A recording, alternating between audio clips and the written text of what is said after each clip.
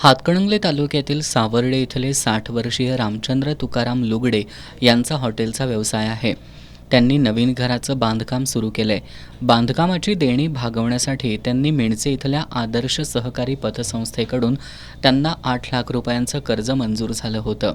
या पतसंस्थेनं त्यांना पेठवडगाव इथल्या बँक ऑफ इंडियाच्या शाखेचा 8 लाख रुपयांचा धनादेश दिला होता. हे पैसे आणण्यासाठी ते आज दुपारी 1:30च्या दरम्यान बँक ऑफ इंडियाच्या पेठवडगाव इथल्या शाखेत गेले होते.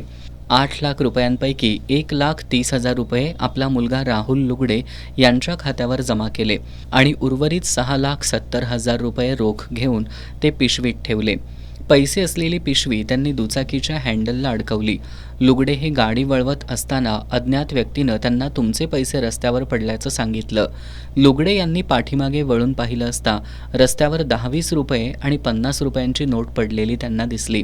दुचाकी पुन्हा बाजूला लावून ते पैसे घेत असताना अज्ञात दोघांनी लुगडे यांची 6,70,000 रुपये असलेली पिशवी घेऊन दुचाकीवरून पोबारा केला.